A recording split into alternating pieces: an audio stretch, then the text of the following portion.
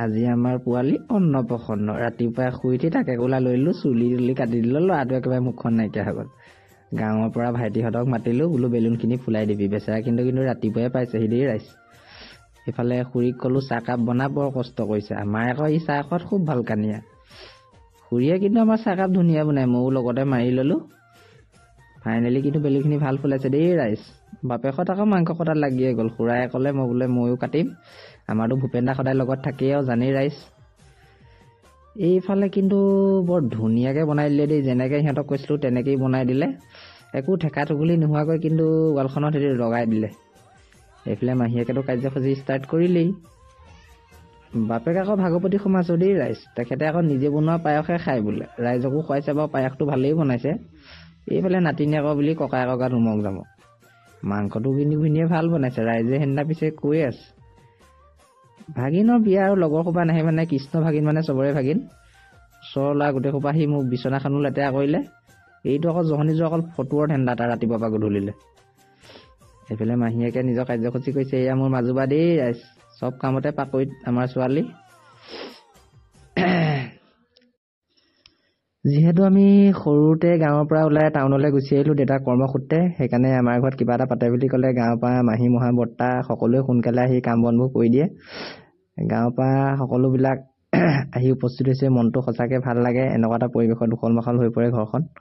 এতিয়া মোৰ কাৰ্যসূচী ষ্টাৰ্ট হ'লেই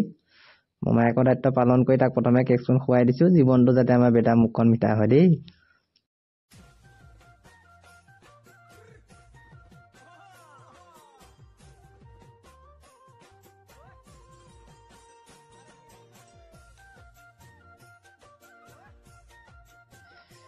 এতিয়া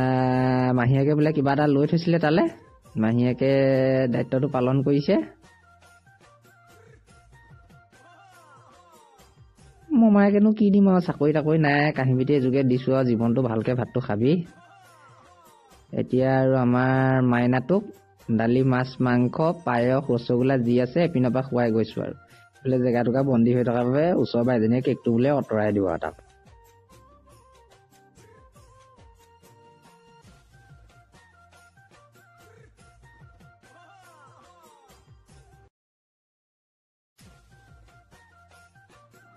আজি পৰা বোলো আমাৰ পোনা কোনে চব খাব পাৰিব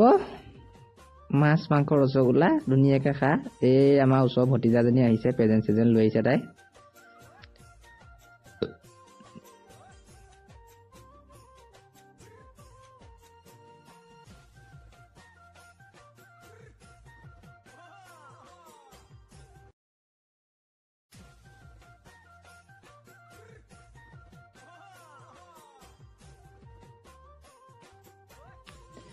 বাপেকৰ আজিৰ দিনটো মনটো বৰ ফূৰ্তি মাকতো গাত 7-8খন হৈ আছে ফূৰ্তিতে ৰাইজে কি কৰিছে আৰু দেই এইফালে আকৌ লগৰ সোপা নাচিবলৈ তৰণি নাই ডান্স মাৰি ঘৰত কিবা এটা পাতিলে চবৰে গাখন 8খন হৈ থাকে ন মোৰ বিয়া দিনা যে বৰ এক্সাইটেড হৈ আছোঁ দেই কিমান যে ভাল লগৰ এটা হ'ব সপোনেই আছে বাৰু আমাৰ বায়ে আকৌ বৰ বিশেষ নেনাচে কিন্তু খুৰীহঁতৰ নিচাতে নাচি দিছে আৰু আজি ফালে খানাটো চবকে এপিনৰ পৰা দি দিছোঁ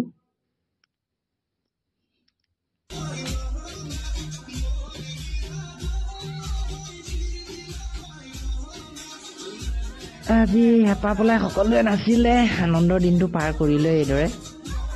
আৰু আমাৰ পোৱালি বিশেষ স্মৃতি এটা চিৰ জীৱনৰ বাবে সাঁচি ৰাখিলোঁ ডাঙৰ হৈ সি ভিডিঅ'টো চাই অলপ সুখী হ'ব